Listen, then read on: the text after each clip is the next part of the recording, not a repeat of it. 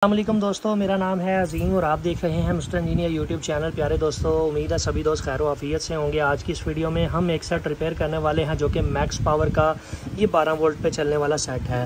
मैं ज़रा इसकी स्पेसिफिकेशन आप लोगों को दिखा दूँ। आप लोग यहाँ पर देख सकते हैं कि ये सनब्रिज 1000 वाला मॉडल है। आज की इस वीडियो में हमने इसको रिपेयर करना है। ये हमारे एक दोस्त का सेट है। उसका कहना ये है कि इसकी जो इंटरनल साइड है वहाँ पर जली हुई थी, तो उसने खुद रिपेयर करने की कोशिश की, उसने ट्राई की है, मगर उससे ये ठीक नहीं हुआ। तो आज की इस वीडियो में हमने इसको रिपेयर करना है। टाइम की बचत के लिए आप लोगों को पता है मैं अक्सर सेटों को खोल कर फिर वीडियो शुरू करता हूं। तो आप लोग यहां पर देख सकते हैं कि एसी साइड के ऊपर भी ब्लास्ट हुआ था, जो कि भाई ने यहां पर अच्छी तरह से ये स्लीवें वगैरह चढ़ाकर इसको रिपेयर करने की कोशिश की, मगर उससे सेट क्लियर नहीं हुआ। तो आज की इस वीडियो में हमने आप लोगों को बताना है कि इस तरह के डेड सेट या इस तरह के जले हुए सेटों को किस तरह से रिपेयर किया जाता है। चूँकि ये रिपेयरिंग की वीडियो है और मैं ये देख रहा हूँ कि रिपेयरिंग की वीडियो बहुत कम दोस्त लाइक करते हैं। ज़रा लाइक करके कमेंट ज़रूर कीजिएगा कि आप लोगों को वीडियो कैसी लगती है। मैं इसके बोर्ड को बाहर निकाल लेता हूँ, फिर आप लोगों को दिखाता हूँ कि इसके अंदर एक्चुअल में फॉल्ट है कौन सा। प्यारे दोस्तों, जैसा कि आप लोग यहाँ पर देख सकते हैं कि बोर्ड को मैंने बाहर निकाल लिया है। अभी बारी आ जाती है चीज़ों को फिजिकली टेस्ट करने की। तो देखिए, मैं अपनी अक्सर वीडियोस के अंदर ये कहता हूँ कि सबसे पहले फिजिकली टेस्ट कर लिया करें कि आपकी चीज़ के अंदर कोई चीज़ फॉल्टी नज़र तो नहीं आ रही। यहाँ पर मुझे इस रिले के ऊपर डाउट है कि पता नहीं ये ठीक होगी भी कि नहीं। इसको भी मैं चेक कर लूँगा, इसको भी चेक कर लूँगा। और ये कैपेसिटर लगा हुआ है, यहाँ पर जलने की वजह से इसके ऊपर आप लोगों को यहाँ पर ये चीज़ ख़राब होती हुई दिखाई दे रही है, पिघला हुआ दिखाई दे रहा है। इसको हम एक दफ़ा तीनों चीज़ों के एक दफ़ा डबल टेस्ट कर लेंगे, वेरीफाई कर लेंगे।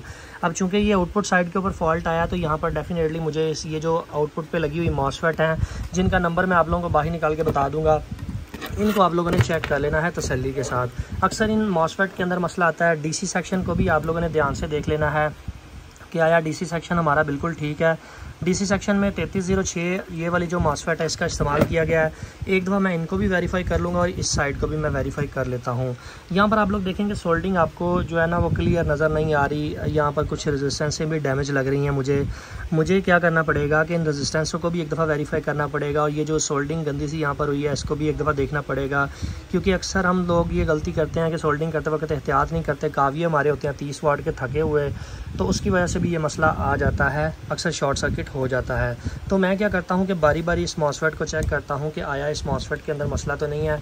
मीटर को आपने रखना है बजर की रेंज के ऊपर। सबसे आसान तरीका होता है इसको चेक करने का। किसी भी शॉर्ट सर्किट मॉसफेट को, अगर कोई मॉसफेट में कोई शॉर्ट सर्किट हो गया है तो उसको टेस्ट करने का यही तरीका है कि आप उसको बजर की रेंज के ऊपर रख के टेस्ट करें।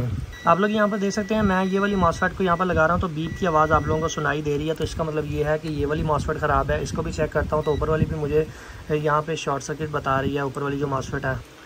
अब चूँकि यहाँ पर इसके ऊपर कन्फर्मल कोटिंग हुई है, इसको इसलिए टेस्ट करना थोड़ा मुश्किल हो रहा है। जब मुझे एक मॉसफेट ख़राब इसके अंदर नज़र आ गई है तो इसका मतलब ये है कि मुझे इन सभी मॉसफेट को बाहर निकाल लेना चाहिए।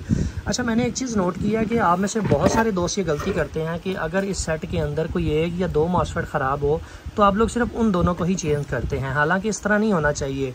अगर आउटपुट के सेक्शन में कोई भी एक मॉसफेट ख़राब है तो आपने सभी को बाहर निकालना है और फिर उसका अल्टरनेट वहाँ पर लगाना है।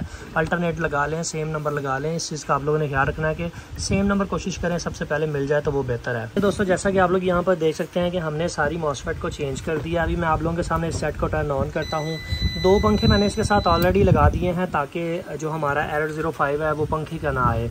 आप लोगों के बिल्कुल सामने हमारे आउटपुट के जो वोल्टेज हैं वो 236 वोल्ट हमारी आउटपुट पे शो हो रहे हैं। आउटपुट पे जितनी भी शॉर्टेज थी मैंने उनको चेक किया।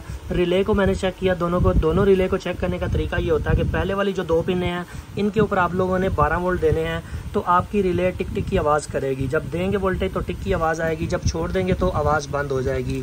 लगाना आप लोगों ने यहाँ पर आप लोगों को नज़र आ रहा है ये वाली जो 2 पिन है, पहली और दूसरी, प्लस माइनस जिधर मर्जी लगा दें।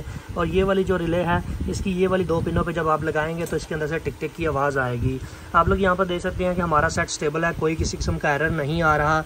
अभी मैं इसकी ड्राइव चेक कर लेता हूँ। मैंने अक्सर लोगों को देखा है कि सेट ओके करने के बाद फ़ौरन से उसको फिट कर देते हैं, उसकी ड्राइव चेक नहीं करते। तो आप लोगों ने ये चीज़ का ज़रूर ख्याल रखना है कि आपने कभी भी अपने सेट को फ़ौरन से फिट नहीं करना, उसकी सबसे पहले ड्राइव को चेक कर लेना है।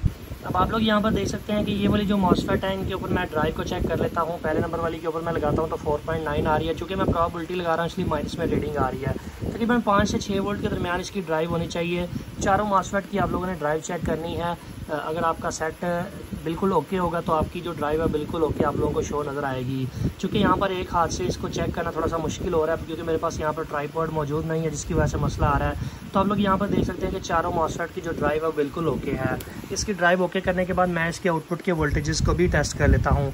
आउटपुट के वोल्टेज को टेस्ट करने के लिए आपने मीटर को 600 वोल्ट के ऊपर 600 वोल्ट की रेंज के ऊपर रखना है और इसके बाद आउटपुट की जो स्लॉट है उसके ऊपर आप लोग इसके वोल्टेजेस को टेस्ट कर लेंगे। फिर दूसरी साइड के ऊपर कन्फर्मल कोटिंग लगे होने की वजह से इसके जो प्रॉपर मॉनिटरिंग है वो नहीं हो रही थी। तो आप लोग यहाँ पर देख सकते हैं कि तकरीबन 240 वोल्ट हमारे आउटपुट के ऊपर हमें देखने को मिल रहे हैं। आउटपुट पे यहाँ पे 237 और यहाँ पर जनाब अगर मैं टेस्ट करता हूँ तो तकरीबन 239 2 वोल्ट का डिफरेंस है, इतना सा चल जाता है।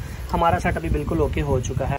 सो फाइनली दोस्तों आज की वीडियो यहीं तक थी। उम्मीद करते हैं आप दोस्तों को पसंद आई है। वीडियो पसंद आने के बाद में वीडियो को लाइक ज़रूर कर दीजिएगा और अपने दोस्तों के साथ शेयर कर दीजिएगा। अपना बहुत सा ख्याल रखिएगा, अपनी दुआ में याद रखिएगा। अल्लाह हाफिज़। पाकिस्तान जिंदाबाद।